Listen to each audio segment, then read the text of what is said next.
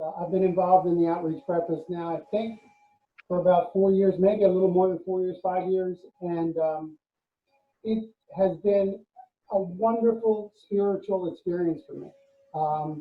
I wouldn't trade it for anything. And that being said, I miss it very much right now. There is an array of characters in that kitchen, as you all know. Ed, Oscar, Jim Blaine, and also Martha, who shows up occasionally, Penny and Patty. There's quite a few wonderful people that I always look forward to seeing, and I miss it very much. And I'm enjoying seeing you today. I'm involved with that ministry, and I do refer to it as a ministry. It's something that I look forward to every month. But that being said, let's get started. First thing I'd like to say is at least a half hour before you do these pizzas, you want to put your oven on high heat, the highest it'll go. And for most home ovens, it's about 500 degrees. I have a commercial oven in my kitchen that I got from our cooking school when we shut down the cooking school. And even that only goes up to about 550, maybe 600. Most ovens don't go much higher than that. These types of pizzas like a very high heat. In fact, when they cook them in the wood burning stoves, they cook them at anywhere from 1,000 to 1,200 degrees. And they cook within minutes. It really adds to the character. We're going to get the same thing here because of the type of dough we're using. We don't actually need the 1,200 degrees. We just need a little more time in the oven, and that's how we're going to approach it. So a half hour before, make sure you get your oven up as high as you can. Have your exhaust fan at the ready, because if you've not done that before, you might get a little bit of smoke at first. And you just want to be careful with that, just because it may smoke up the oven or something. It's not dangerous. It's just something you want to be able to exhaust away. So with that, let's get started with the recipe. I'm using an electric mixer. I like to use an electric mixer for only one reason. It's easier. If you do it in a bowl, which you can do, it's just you're going to work a little harder to do it. Turns out exactly the same way. It's just a little more difficult to do in the bowl physically. So in a 4 or 5 quart bowl, you want to mix your ingredients. The ingredients at first, we'll do the dry ingredients, which are the flour. Just a word about the flour. In my recipe, you'll see that I say high gluten or even a bread flour. It doesn't have to be that way. Something with a higher gluten is going to bring on more characters and more pliability and more workability. If you can get the high gluten flour, that's great. Or a bread flour, that's great. If not, all-purpose flour will work just fine. My next ingredient is salt, followed by some sugar. You don't have to put the sugar, but what I found is the yeast loves the sugar. It adds a little bit of taste too. Yeast loves the sugar. So next we want to just, those dry ingredients that are in there now, we want to just mix them up a little bit. Let's incorporate everything. Then the final dry ingredient I add is the most important, the yeast. A word about the yeast. In mine, I say use instant or active dry yeast. Active dry yeast, regular yeast is fine. If you're going to try and use the dough the same day, the instant might be a little better, a little more reactive for you. Yeast is really, really hard to get right now. Everybody's baking bread at home. You know, the whole sourdough thing on YouTube and all that. Yeast is really hard to get. So if anybody needed a little bit of yeast, I have some. I could send it to you or something. I've looked in all the grocery stores. I think I found one packet in a Walmart somewhere up on a shelf that nobody saw. But if you do see yeast, grab it, because it's really hard to get right now. So again, with those dry ingredients, I'm going to mix them up. My next two ingredients are my wet ingredients, the water. And you'll notice with the water, I was really specific. Like, I think it was a 1 3/4 plus a tablespoon. That's what it was that day for me. That changes all the time. The humidity in the air is going to affect your flour. It can be quite a difference in the amount of water you have to use. A lot of times, like during the winter when it's really dry and you have the heat on, you might have to use a lot more water to bring up the hydration of what you want the dough to be. During the summer when there's lots of humidity, especially the beginning of summer when you're not turning the air conditioner on or anything, humidity is going to be a lot more and you'll have to use a lot. The measurements you have on there are just what it was that day. I want to mention one other thing. I've learned in baking and in doing these type of things, there's one thing that really helps me for consistency. I change my recipes from cups to grams. I weigh everything. There's some few things that I don't weigh, but pretty much I weigh everything because 638 grams of flour is always 638 grams of flour. 5 cups of flour can be more than 638 or sometimes less than 638. So there's an inconsistency with flour. I remember years ago, my mom used to sift everything because she wanted the things to be exactly the same. I found that what works for me is grams. Also, when you use grams and you get everything down in grams, you can use something called baker's percentages. And you can YouTube that and look it up, or we could talk about it another time. It's where you can take one thing like the flour and say that's 100%, and everything else is a percentage of that. So you can make any quantities you want from them. You don't have to limit, you don't have to say, well, if I want to make 25 pizza doughs, how many cups of flour I need? If it's in grams and you use baker's percentages, the answer is right there and it's very consistent. Just worry about it. So, okay, now I'm going to add my first hydration, which is my water.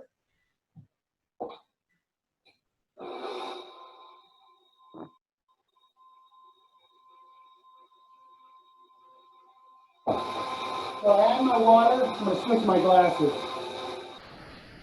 I add my water, and I start to form a dough ball pretty quickly. So keep an eye on it.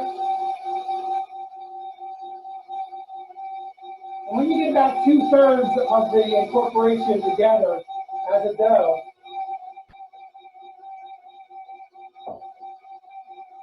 just let it run a little bit. I would say about 90% of the flour is incorporated now. Then that's when I drizzle my olive oil, just sort of on the side. 2 tablespoons of olive oil.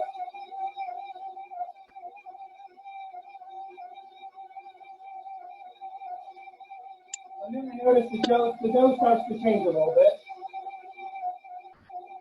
And what I'm looking for is for the dough to be supple and not stick to the side wall.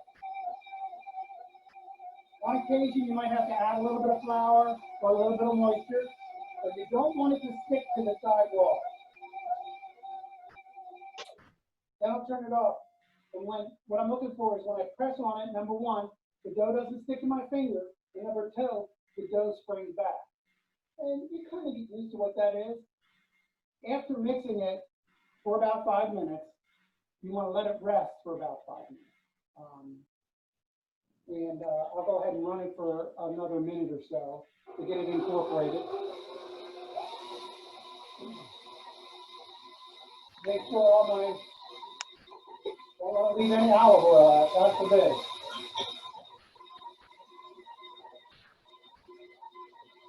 Okay, so now we have a nice dough ball going. So I come to my working cutting board. I use a nice thick cutting board. Flour it up a little bit. And you'll see with the dough, there's the hook. None of the dough even stuck to the hook. So the dough comes away from the bowl. Very nice. Very nice. And we don't really want to work the dough a whole lot more here. We've already incorporated it. So I flour it up. And what I want to do is make what I would call a loaf. It's probably about 8 to 10 inches long and about 2 to 3 inches, maybe a little more wide. Get a nice loaf like that, okay? can do this any way you want. The amount, it all depends on what quantity you want your pizza dough to be, how big you want your pizza dough to be. I've chosen to do mine in 4. I've seen people cut this loaf up into 6 and just make small pizzas. I'm cutting mine up into 4 sections, 4 even sections. You can get your scale out and measure it and make sure they're all the same. I mean, in a restaurant, you probably want to do something like that. But in general, I just cut it up in 4 different sections, and I get this sort of like ball. Now, what I do with this ball is I turn it inside of itself. You can see I'm just sort of working it. People do the same thing with flour too. You get a nice consistency, very nice doughy ball. And it's really not sticking to my hands too bad. It's pretty good. It's a nice hydration. Then I flour it up a little bit. That looks good to me. Now, there's 2 ways of doing this. You can take that dough ball and let it sit on the counter for 2 hours, and you'll make what I would consider a quality pizza dough. But I have found, and I'll be honest with you, I learned this from a gentleman by the name of Peter Reinhardt. He's like a bread guru out of New York. He does everything from bagels to sourdough to pizza dough. And this recipe is actually a variation of his that I took an online class. Gosh, it's been about 3 years now. And I just incorporated what I knew about pizza dough into the Neapolitan style that he does.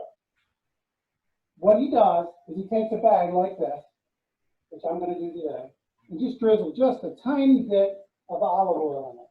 And then you take the freezer bag and you rub it all around. You get that olive oil, all a nice thin coating of olive oil. Then you take your pizza dough and you drop it in there, okay? And now you zip it up. I try to get all the air out. That prevents dry spots and stuff. Now I've got this sort of like Ziploc pizza dough. This goes in my refrigerator overnight. I have found that both the consistency and the characters of that pizza dough that does that slow rise overnight is wow. It just makes a big difference. It's really nice. When it comes out of the freezer, which you'll see in a minute, not freezer, I'm sorry, let me get that. It's not the freezer. You want it to be in the refrigerator for 24 hours. Overnight. When it comes out, it just has this silky, very supple, very nice quality to it. Okay, so that's the mixing of our dough. And I'll clean up my dough board here. On the day that you're going to make the pizzas, 2 hours before you make the pizza, take your dough out of the fridge and let it rest on the counter. I usually put a tea towel over top of it, or like a flour sack bag cloth over top of it. It prevents that shell. That shell can be really messy. It'll get a hard shell on it sometimes. It prevents that. You can even rub a little olive oil on it if you wanted to. Some people put it in a bowl and put plastic wrap over top of it. That's okay too. I just let mine rest on the board. You don't even have to touch it. It's going to rise by itself because of the yeast. And I've done that. And I have it, which is just this lot of air. And this is an overnight right here.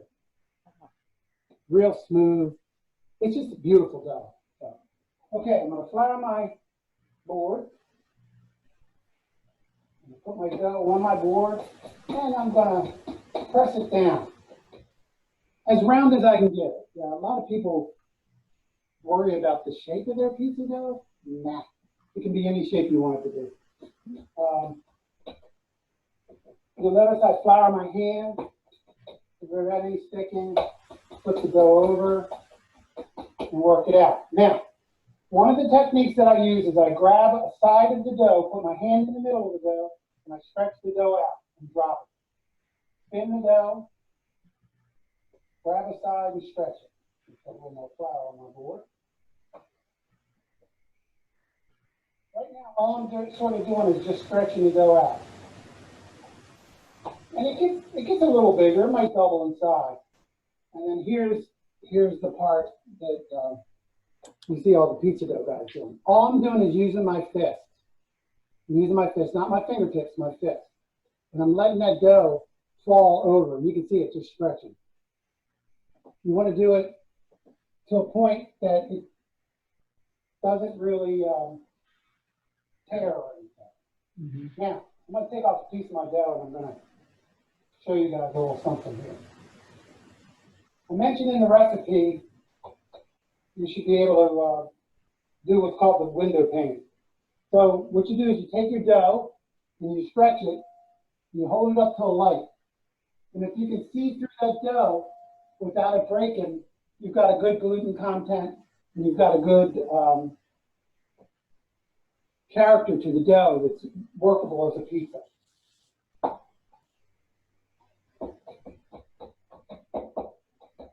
So I got my pizza dough all worked out here. Looking good. Now, I love this stuff. This is parchment paper, and boy, does this work miracles. I say that because the other way you could do it is you could throw cornmeal on your bread, or it's messy to me, and it gets your oven messy. This stuff holds up really great, and the pizza dough doesn't stick to it. It just slides right off. This stuff is great. Jim Blaine loves this stuff. He tears it up. The meat man, I tell you, it saves your pans, and it saves your back too when it comes to scrubbing the pans. I know, ladies, you still have to scrub a lot. But okay, so what I want to do now is transfer my pizza dough to my parchment paper. Real simple, just pick it up.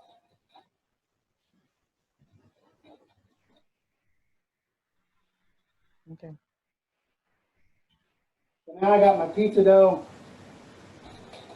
on my parchment paper. Okay, my next part is to sort of ready the dough, and I do that. Some people don't like to do this, but I like to do this. To me, without it, it's just not the same pizza. And what I'm talking about is just drizzling a little bit of olive oil on the shell of the pizza dough. And it's not much. I don't do a lot. I'm just going to drizzle a little bit. And I take my hand and I just rub it around. I call it dressing. Just it does two things. First, it adds some character to the pizza shell itself, but it also stops the pizza from shrinking back in because the olive oil on it stops that shrinking process. I don't know if it's the viscosity of the oil or what, but it'll stop that shrinking process. So now we've got the dough ready, and we're going to add our toppings. Now, I just wanted to say a couple things about toppings. You can go very simple, you can go very complicated, you can really put anything on a pizza topping. Today I'm going to do a simple one that we did when I was a child, that my mom would do. We would get fresh tomatoes out of the garden, which these are not, I understand. But they were fresh Maryland grown tomatoes. We would slice them. We would put them on pizza shells. We would fret mozzarella and some basil. What nowadays people call, or even probably back then, we just didn't know it, pizza margherita. So you can use sauce. My only thing about sauce I would tell you is this, the one trick that I've learned about sauce. When you put sauce on a pizza, if you can't see through that sauce and see the pizza shell, if you can't see through it, then you've got too much sauce. The sauce should just go on nice and thin. You should be able to see through it. That to me, there's several reasons for that. One, too much sauce is just too much sauce. And number two, the shell itself, especially a Neapolitan, a thin style, won't hold up. It's gonna just fall apart on you because of the moisture of the sauce. But in our case today, I'm using fresh tomatoes, olive oil on the shell, fresh tomatoes, and some fresh basil, which I love. I love fresh basil. And you can get fresh basil nowadays right at the grocery store. It's all on the bush kind of right there for you. I love tomatoes too. The Maryland grown tomatoes are just wonderful. So after I have my tomatoes on, I like to use a little bit of garlic salt. Let's just put a little bit of garlic salt on it and a little bit of oregano. That oregano really adds that aroma. I love that smell of oregano. Not a pizza without oregano. A little cracked pepper. Not much, just a little bit. And then some fresh mozzarella. I say fresh. It was in a container in the refrigerator in its water. I did not make it. I've made mozzarella before. It's not hard to make. It just takes a lot of time. It really does. It's time consuming. Thank God for, ready-made things in the grocery store nowadays. Huh? Fresh mozzarella are really fun to make. It's a good thing to do with the kids. And then what's left over, you can make a ricotta out of that. So I've got some fresh mozzarella on top of here. Also, what I like to do sometimes is I like to add the, I'll get it out and add it right now. A little bit, just a little bit. It's still mozzarella, but it's the shredded mozzarella. Mary, my wife, likes a little bit of that because what happens is that shredded mozzarella will get a brownness to it and almost a crustiness to it. And it just adds, it gives it a stringy quality that people like. And then I add my fresh basil. If I can find my fresh, oh, there it is. It's hiding around here somewhere. Aha. Hiding in the refrigerator. So I take my fresh basil, just pull some leaves off, tear them up. Yeah. Put it all over. Now, a fresh basil. Oh man. Olfactory memories are just, it brings back so many memories of my grandmom. She would go out to the garden, and before the basil would bolt, she would clip it off so it would keep growing. And because if you didn't, it would start to turn black on you and stuff like that. But the smell of her hands, and it was just wonderful. And it was this time of the year. It would just bring back so many, and bring back those memories. Very fond memories. The olfactory reaction to me to things like, basil and patchouli and things like that. I love that quality of life. So, okay, so now what we have is a nice pizza dough, pizza shell with some character. And I'm going to slip it into my oven. My oven's about 500, 550 degrees. And we're going to set our timer for 10 minutes.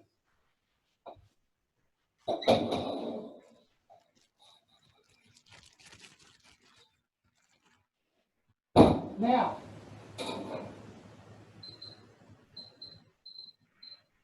okay, we got the timer going, flipped in. In my oven, I just wanted to say, in my oven, I have a pizza stone. The reason why I use a pizza stone is only one reason. One reason. Somebody gave me the pizza stone. It doesn't really make a whole lot of difference. It's nice. I'm glad people gave it, a friend gave it to me as a Christmas gift, and I use it. But if you don't have a pizza stone, this baking sheet, you take a baking sheet, you flip it over, and you put it in the oven. This top part of the baking sheet will get nice and hot. That's what we're looking for. We're looking for that real hot to cook the bottom of the pizza dough, okay? These things work perfect. In fact, I have two ovens here. I use a cookie sheet in one, and I use the baking stone in the other. The reason, I just want to mention also, the reason why I'm using the right side oven is because it gets the hottest out of the two. But whenever I cook a pizza in the other one, it turns out just as good as the one with the stone. It really doesn't matter.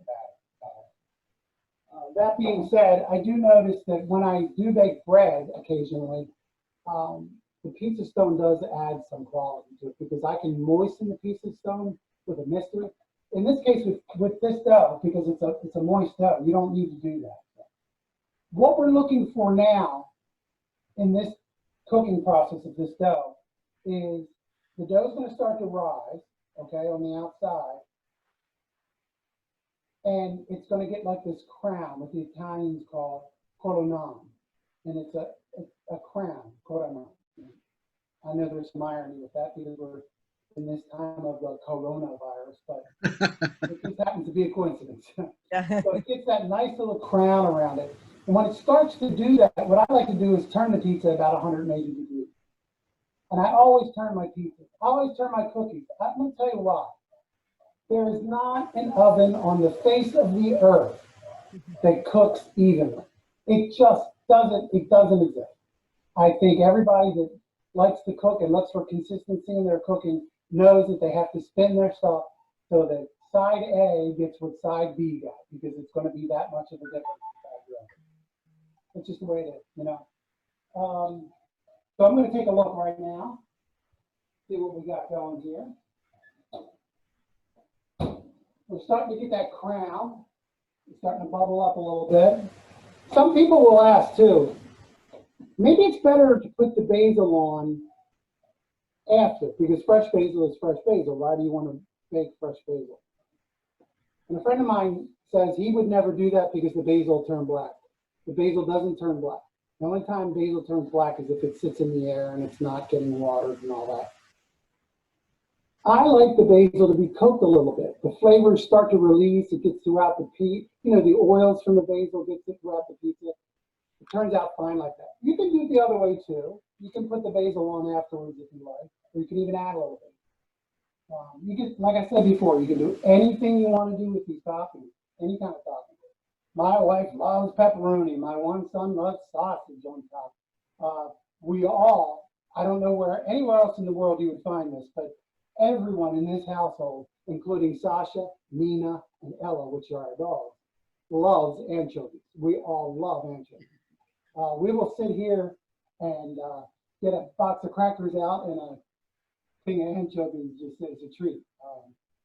When I was a little kid, my great-grandfather, who was from Abruzzo, Italy, would wake me up in the middle of the night to put anchovies on the cracker because he was hungry and he wanted to have some company. The other thing that he would do, he would have to babysit us sometimes. So we would go out back to the little peach orchard he had and we'd pick all these peaches. And he would blanch the peaches and take a big bowl of Chianti. And he'd tell us to slice the peaches and put it in the Chianti. So, all right, and then he'd let it chill. And then he was done with us. He wanted to sit and read the newspaper, have nothing to do with us. He'd get the bowl of Chianti and peaches out and tell us to eat them all. We'd be asleep in a half hour. They were just very fond memories. He was his name was Giuseppe. There's a street in Abruzzo named after him because he built several of the homes there. His wife, that he married when she was 15 in Italy and then came to the United States. His wife was from Naples. She was Neapolitan, and she's the one that I learned my cooking from, not from her, because I was too young when she passed. I learned from my mother. My mother is Norwegian, and my mother learned how to cook from her. My mother met my father, married my father, and lived with them, and learned everything she knew about cooking, maybe except for things like some fish kebabs and stuff like that. She learned from my great-grandmother, who's from Naples. In fact, the entire Vitali family calls my mother to find out grandma's recipe. This Norwegian lady. I'm going to check my pizza and spin it.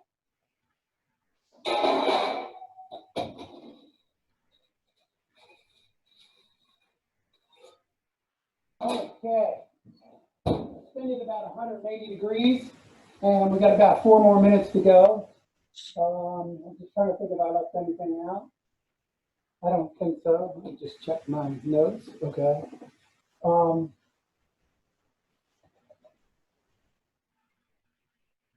Okay, so far so good. Another thing about Peter Reinhardt I wanted to mention. If you go to YouTube, if you use YouTube, he offers a lot of what he does for free. He will offer free classes online. He's published several books. He won the Beard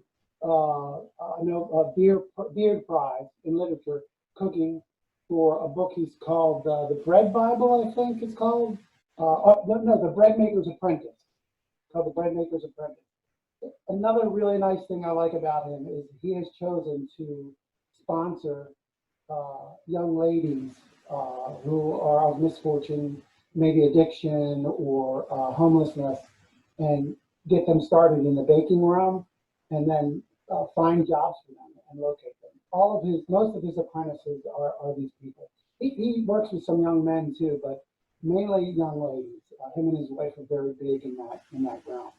His name is Peter Reinhardt. If you email me, I can send you some links to his stuff. Great guy. The science of baking doughs is really his science. A lot of you will notice that, what did he do? He didn't mix the yeast up in some warm water and let it bubble up and all this stuff. Well, it was through the testing of Peter Reinhardt for this type of dough. If you do it overnight in the fridge, that yeast really starts to work. Now, if you choose to mix the yeast up in some of the water, just use it as an addition of your water so you don't get too wet of a dough. I have found that the active dry yeast or the instant yeast just dumped right into the recipe works fine. It bubbles up, it gets that nice cobweb-like look to it, and also it passes that window pane test. Let me check our pizza dough one more time. We're down to about 2 minutes.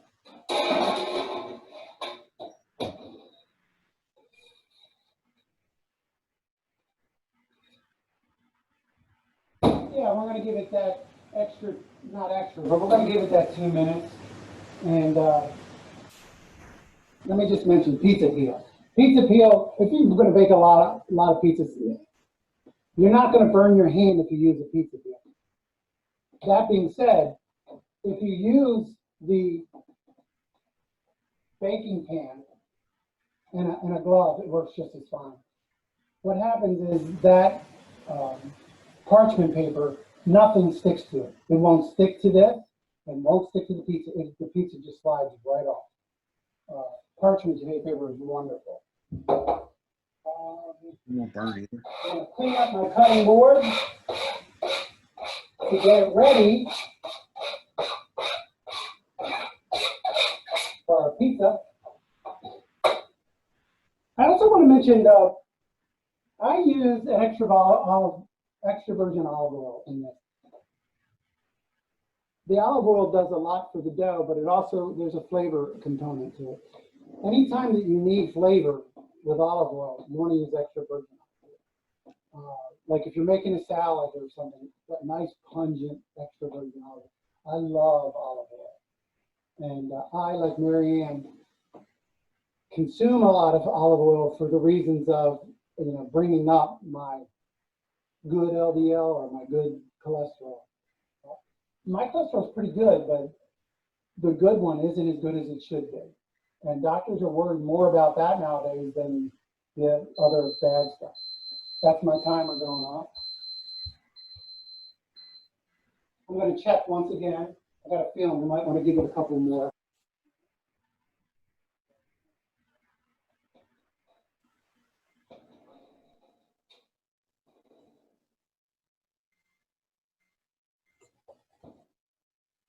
So, what we're looking for is that crown. See that crown there?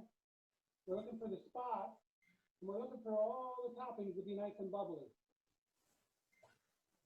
Oh, And yummy. as you can tell, the basil stays nice, and the tomatoes are great, and I get a little hollow sound on the crust. I'll put that over here on my board.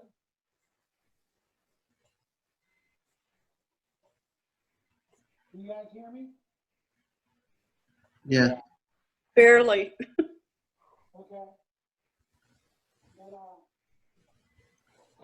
I'm going to grab my big pizza knife, just a big knife. And what I like to do, I start out by cutting my pizza into 4. What I found is, you can cut it into 8 if you want to, but the boys always take 2 pieces anyway. So why not just one big piece of pizza?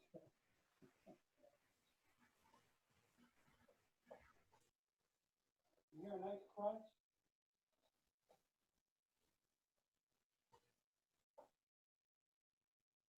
And this is what you get. Oh, Sasha will get that. So you see the characters in the dough there, the nice bubbly. A lot of it comes from that overnight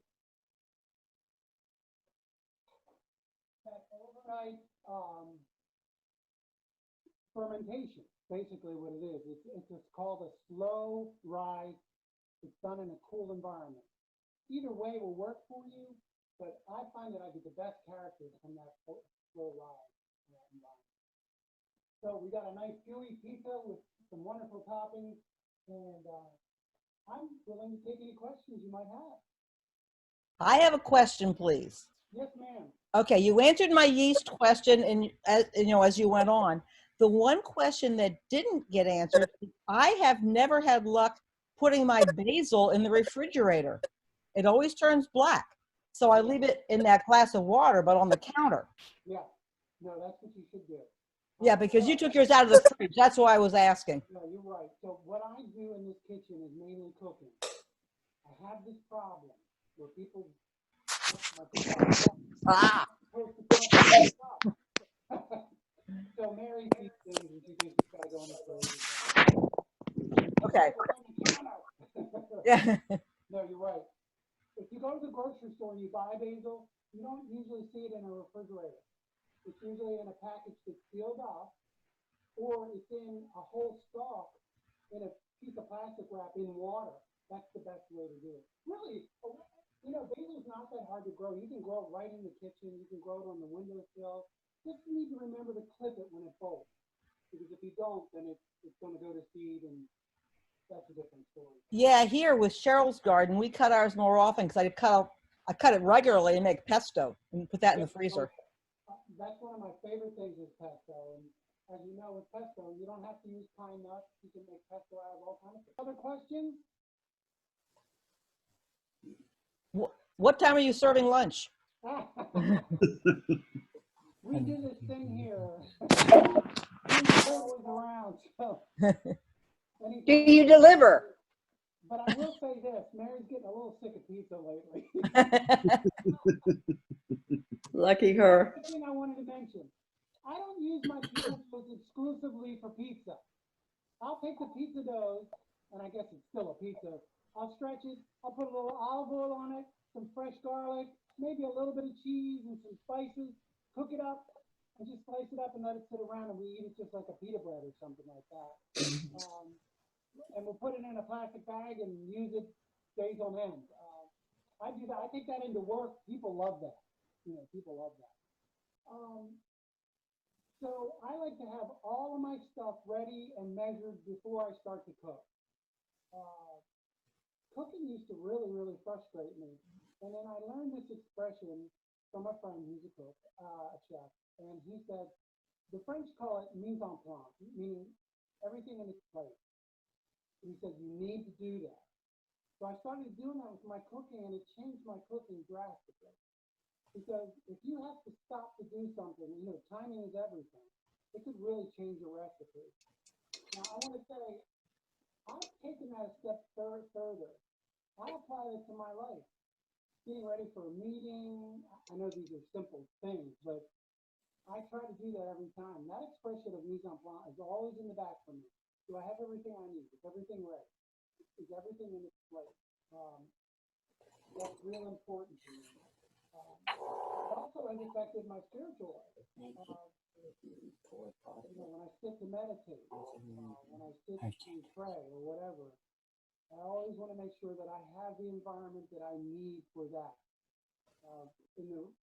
What used to be the dining room is now what we call the meditation room, and it's just a place to sit. There's no radio in there. There's no TV. There's just a light, lots of plants, and a place that we sometimes burn a little incense or something like that. It's just a place that I can sit and ground myself. But at the same time, there are a few things I need to do. I need to be prepared for that, and I do those things. So that aspect of mise en place has come forward into my life, but it really has helped my cooking. It really, really has helped my cooking. Anytime I get in trouble in cooking, it's because I wasn't ready. As I said, timing is everything. No, it's not. Can I listen to him, please? Any other questions? Norm, I just pulled up Amazon and they said baking yeast will be in stock May 20th. Wow, good. That's great. I would order some. You know, I know this isn't about pizza, but I got a funny feeling this ain't over. I'm hoping that it will be over soon, just like everybody else. But I got a feeling we might see a second wave of this. Thank God for this kind of stuff, Kip and everybody that's been organizing this stuff. Thank you so much. To bring people in their home, oh, we miss that so much. To be able to cook and have people sit around. I know this isn't the same thing, but it's as close as we can get right now. And thank God for it. It really adds to our quality of life to be able to do this with the people we love, and that's all of you. So thank you very much.